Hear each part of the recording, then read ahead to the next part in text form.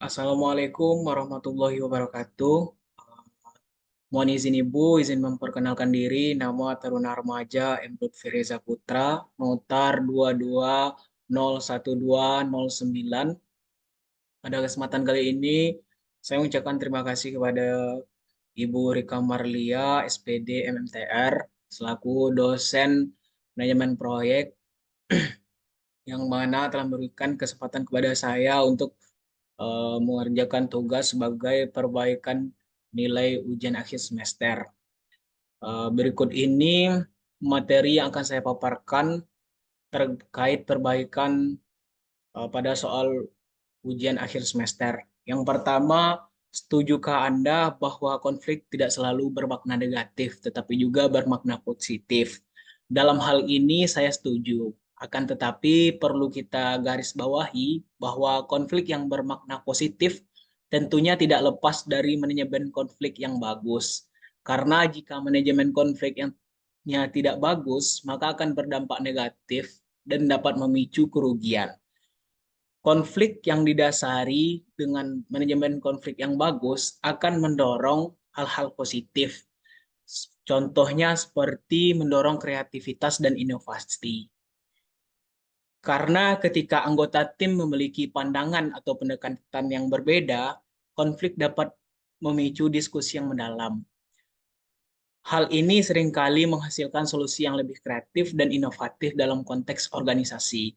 Konflik yang dikelola dengan baik dapat menciptakan lingkungan yang mendukung eksperimen dan pemecahan masalah yang lebih efektif, khususnya pada organisasi proyek. Kemudian meningkatkan kualitas keputusan. Eh, karena ketika konflik terjadi, hal ini akan memaksa tim untuk mempertimbangkan berbagai perspektif dan informasi. Dan proses ini akan menghasilkan keputusan yang lebih baik dan lebih informasional karena semua sudut pandang dipertimbangkan. Kemudian contoh konflik beserta manajemen yang sesuai dalam penyelesaiannya. Dalam hal ini saya mengambil kasus pada proyek konstruksi jembatan, di mana tim teknis menghadapi konflik teknis selama proses konstruksi dengan munculnya kemiringan pada konstruksi jembatan, di mana dalam hal ini beberapa anggota tim memiliki pendekatan yang berbeda dalam penyelesaian masalah tersebut, sehingga menyebabkan kebingungan dan ketidakpastian dalam penyelesaian masalah tersebut. Dalam hal ini, manajemen proyek menurut saya dapat mengambil langkah penyelesaian dengan manajemen konflik competing, di mana dalam hal ini diberikan kesempatan yang sebesar-besarnya kepada para pihak yang berkonflik, di mana dalam kasus ini adanya perbedaan pendapat dalam penyelesaian masalah yang muncul karena terjadinya kemiringan pada konstruksi, di mana competing ini harus didasarkan pada sportivitas dan nantinya strategi yang paling ampuh dan yang paling jitu dalam memecahkan masalah tersebut akan menjadi uh, bahan untuk perbaikan konstruksi tersebut. Kemudian yang soal yang ketiga yaitu pada siklus hidup proyek, tahap mana yang paling rentan terhadap risiko? Menurut saya pada siklus hidup proyek, tahap yang paling rentan yaitu pada tahap eksekusi proyek, di mana tahap ini seringkali melibatkan aktivitas yang intens, termasuk koordinasi tim, alokasi sumber daya, dan implementasi rencana yang telah disusun sebelumnya. Alasannya mengapa tahap pelaksanaan proyek rentan terhadap resiko, pertama dari segi kompleksitas pelaksanaan, di mana selama tahap pelaksanaan, proyek mengalami puncak aktivitas dengan banyaknya pekerjaan yang dilakukan secara bersamaan. Tentunya kondisi ini meningkatnya kompleksitas dan jumlah variabel yang harus dikelola dan meningkatkan potensi terjadinya kesalahan dan kegagalan dalam implementasi pelaksanaan proyek. Eh, Indikator yang kedua yaitu manajemen sumber daya, di mana pengelolaan sumber daya seperti tenaga kerja, bahan baku, atau bahan material, dan anggaran menjadi sangat penting selama tahap ini. Kesalahan dalam alokasi dan penggunaan sumber daya dapat menyebabkan keterlambatan, kelebihan biaya, dan penurunan kualitas hasil akhir dari proyek. Kemudian indikator yang ketiga yaitu perubahan lingkungan dan kondisi, di mana selama pelaksanaan proyek, lingkungan proyek dapat berubah eh, secara tidak diduga, dan ini termasuk perubahan dalam segi teknologi, regulasi, dan persyaratan pemangku kepentingan. Dan perubahan ini menyebabkan perlunya penyesuaian rencana dan strategi proyek yang bagus. Jika proyek dikelola dengan baik, dapat diminimalisir hal-hal tersebut. Oleh karena itu, eh, intensitas dan kompleksitas yang terjadi dalam tahap pelaksanaan memiliki risiko yang terkait dengan kesalahan dan penundaan atau biaya yang berlebih. Manajemen proyek perlu memfokuskan upaya pengelolaan risiko yang lebih besar selama tahap ini untuk meminimalisir dampak negatif potensial terhadap keberhasilan proyek secara keseluruhan. Yang keempat, penyebab suatu proyek dihentikan tentunya didasari berbagai alasan. Salah satunya seperti kegagalan dalam pencapaian tujuan, di mana jika proyek tidak mencapai tujuan kritis atau tidak dapat memenuhi harapan kualitas, waktu, dan biaya, serta sasaran yang telah ditetapkan, maka proyek bisa dihentikan. Kondisi ini penyebabnya dapat berupa seperti bencana alam, sehingga terjadinya keterlambatan pekerjaan karena ada beberapa pekerjaan yang sudah dikerjakan mengalami kerusakan karena adanya bencana alam, dan dampaknya membuat terjadinya pembengkakan biaya sehingga jika dilanjutkan akan menimbulkan kerugian yang besar pada proyek, dan hal inilah yang menjadi indikator proyek dapat dihentikan.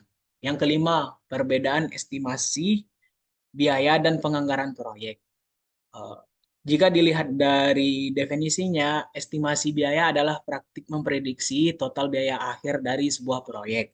Sementara definisi dari penganggaran proyek atau penganggaran adalah rangkaian biaya yang diperlukan untuk menyelesaikan suatu proyek.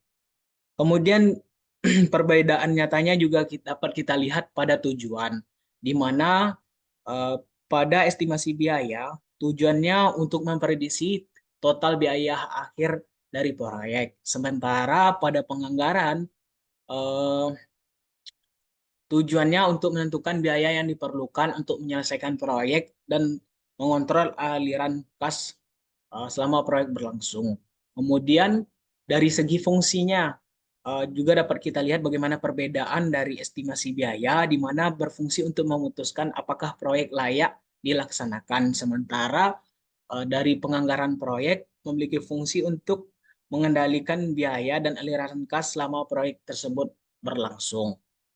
Yang keenam, mengapa pengendalian proyek sama pentingnya dengan perencanaan proyek? Eh, karena keduanya saling melengkapi dan berperan dalam memastikan keberhasilan suatu proyek agar berjalan sesuai dengan yang telah ditetapkan. Pengendalian proyek memungkinkan manajer proyek untuk mengoptimalkan penggunaan sumber daya seperti tenaga kerja, material, dan peralatan. Hal ini dilakukan dengan memantau aktivitas proyek dan mengidentifikasi area yang memerlukan perbaikan selama proyek tersebut berlangsung. Kemudian, pengendalian proyek juga membantu dalam mengurangi risiko yang mungkin muncul selama pelaksanaan proyek. Dengan melakukan pengujian dan pemeriksaan secara berkala, masalah kualitas dapat diidentifikasi dan diperbaiki sebelum menyebar ke seluruh elemen proyek. Dan selanjutnya juga pengendalian proyek meningkatkan efisiensi operasi proyek. Dengan adanya rencana yang jelas dan pemantauan yang teratur, kegiatan yang tidak jelas dan membutuhkan sumber daya yang lebih dapat dieliminasi sehingga fokus pada tugas-tugas lebih penting. Yang ketujuh, mengapa perlunya objektivitas dalam pengendalian proyek? Menurut saya objektivitas sangat penting dalam suatu pengendalian proyek karena memungkinkan manajer proyek untuk mengukur kemajuan proyek dengan jelas dan akurat berdasarkan data yang ada, dan serta mengambil tindakan yang tepat untuk memastikan keberhasilan proyek, misalnya dalam mengoptimalkan biaya dengan memiliki indikator yang jelas yang berdasarkan objektivitas data yang ada, maka manajer dapat mengidentifikasi kebutuhan seperti apa yang diperlukan dan bagian apa yang perlu diperbaiki serta pengambilan tindakan korektif untuk mengurangi biaya selama kegiatan berlangsung. Sehingga pengoptimalan biaya pun dapat dimaksimalkan. Yang kedelapan, pengendalian proyek dianggap memegang persentase 50% dan dari keberhasilan suatu proyek. Karena menurut saya karena pengendalian proyek memiliki peran yang krusial dalam memastikan bahwa proyek dapat berjalan sesuai dengan rencana dan tujuan yang telah ditetapkan. Salah satunya tujuan dari pengendalian proyek seperti menjaga proyek pada jalur yang tepat. Karena proyek konstruksi seringkali menghadapi ketidakpastian dan risiko yang tinggi. Kemudian juga dalam hal ini pengendalian proyek membantu dalam mengelola dan menanggulangi ketidakpastian ini sehingga memastikan bahwa proyek tetap berjalan pada jalur yang tetap dan sesuai dengan rencana dan target waktu dan biaya yang telah ditetapkan. Kemudian juga alasannya yaitu optimalisasi sumber daya. Dengan melakukan pengendalian yang baik, tim proyek dapat memastikan bahwa sumber daya baik itu manusianya, materialnya, maupun keuangannya, dimanfaatkan secara efisien dan efektif. Hal ini tentunya nanti membantu dalam menjaga keseimbangan antara biaya, waktu, dan kualitas dalam pelaksanaan proyek. Kemudian juga peningkatan mutu. Tentunya dengan adanya pengendalian yang baik dan terkontrol akan menghasilkan konsistensi dalam pengerjaan proyek yang sesuai dengan standar dan mutu yang diharapkan. Mungkin hanya itu yang dapat saya sampaikan. Eh, Mohon maaf atas kesalahannya. Assalamualaikum warahmatullahi wabarakatuh.